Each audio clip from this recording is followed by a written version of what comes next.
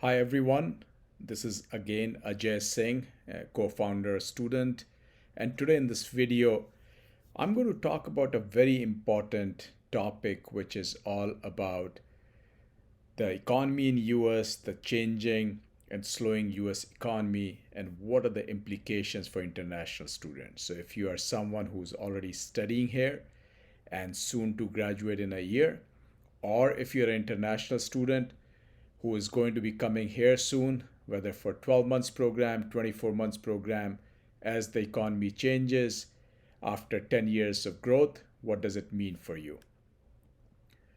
So let's talk about the current US environment, right? What's going on here? We all know, right? It's not news in any country around the world, wherever you are. You know, every country is going through high inflation, whether it's Europe, India, China, Africa, Latin America, and so is US going through high inflation. The prices are increasing anywhere from 8, 7, 9, 10%, which is the real number.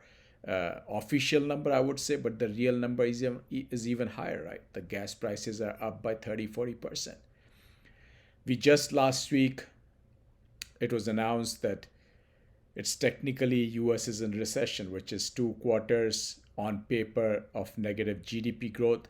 You don't see that today in terms of employment and unemployment, right? It's people still unemployment rate is pretty low.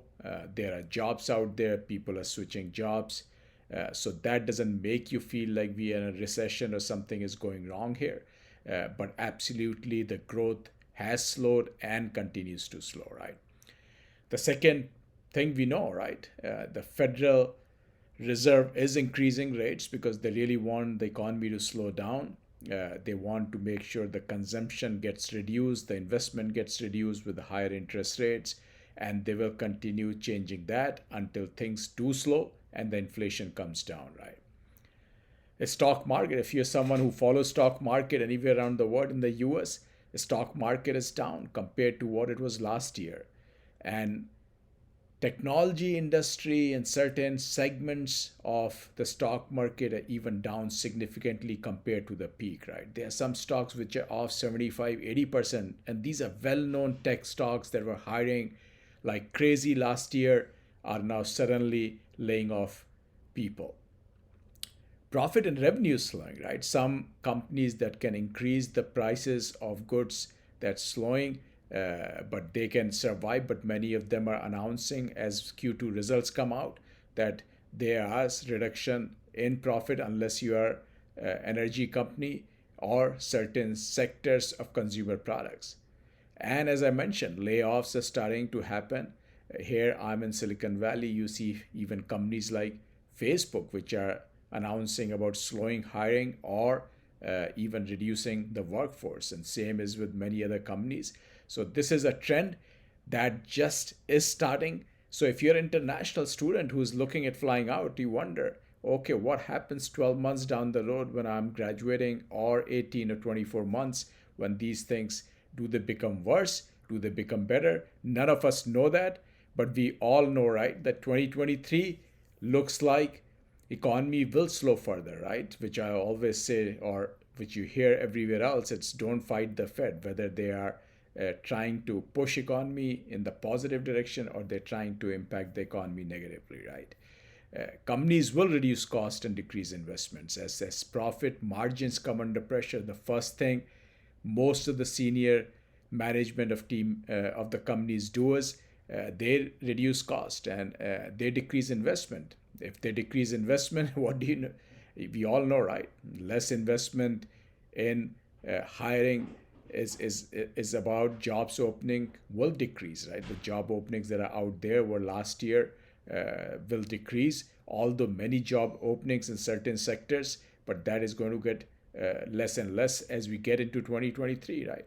The other pieces we all know, right? Layoffs will increase, just starting, but you'll see this get into Q3, Q4, and next year, most probably layoffs are going to be there. And many of the employees who have a job are not going to be switching over and jumping ships, which was very common in 2021, 2022, just coming after COVID, as some of the sectors like technology, work growing rapidly, a lot of people jumping around, right? So in a summary, I think what this means is new hiring will be under pressure with impact on international students, right? Because if there are not too many job openings, we all know, right? It's how do you find a job? But again, the second reason why this always gives negative impact to international students because you are on either OPT or at some point requiring H-1B. Not easy for companies to get approval when they have even layoffs internally. So there is absolutely the impact to international students, and international students are the first ones to get impacted as things change in the economy. And I am telling this not from just reading, right? Many folks who may not have gone through the downturns over last 6, 7, 8 years may not have experienced it, right? This is coming from last 30 years of experience as I have come into the country in 1991 to do my graduate studies in 1992, 93. Many of you may not know. Economy slowed after the Gulf War. And when I was studying at University of Texas at Austin, I had many seniors who struggled to find job after graduation. And we'll talk more what did they do. Then not only that, we know 2000 to 2002, internet bubble burst.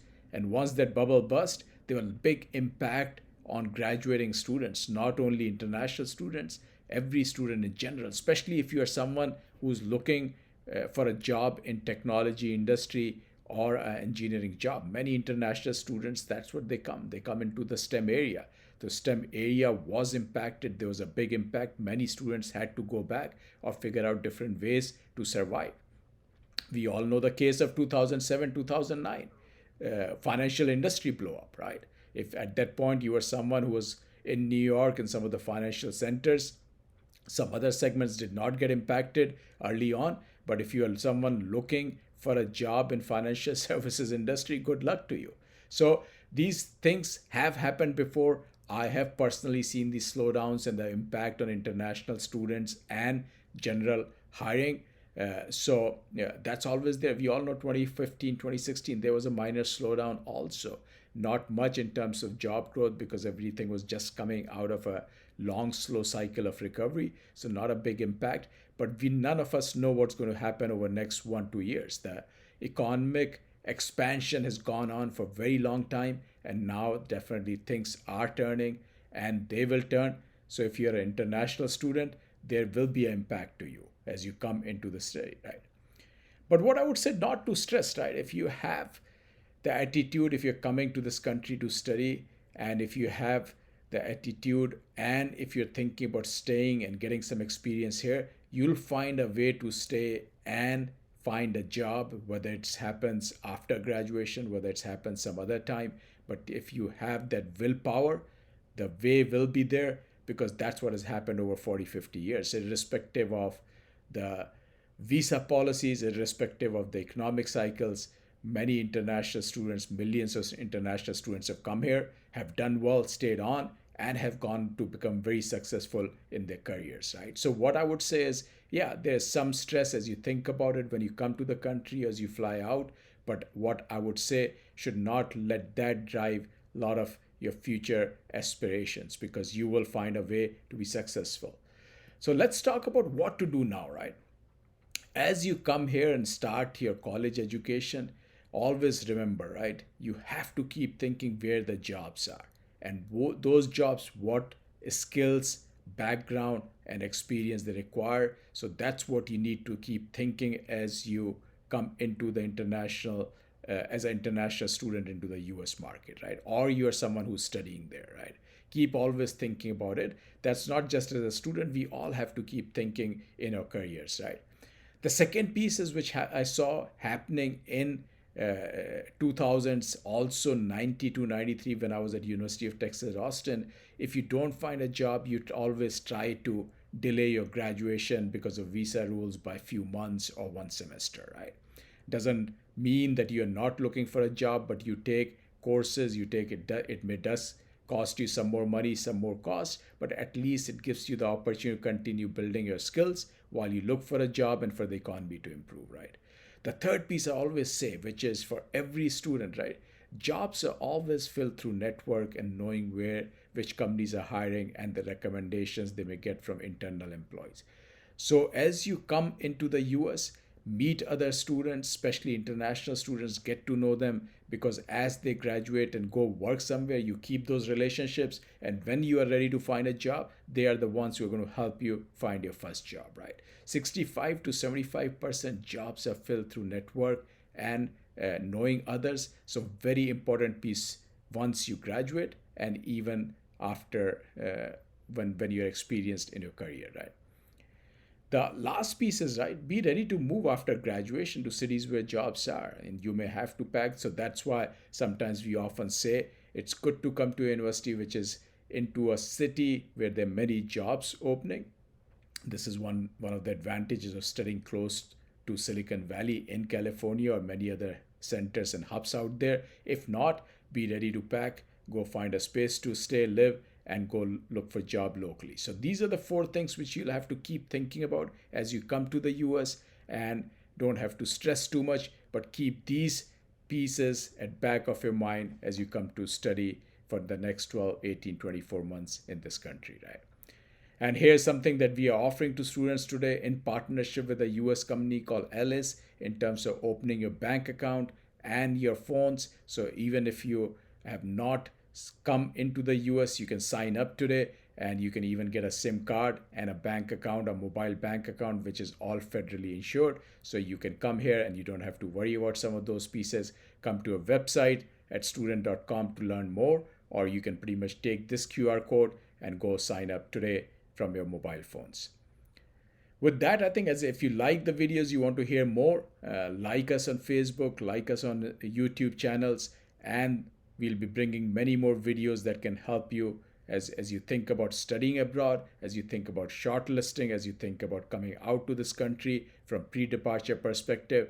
So again, give us the feedback, like us on Twitter, share with your friends, and look forward to having more videos come out. Thank you.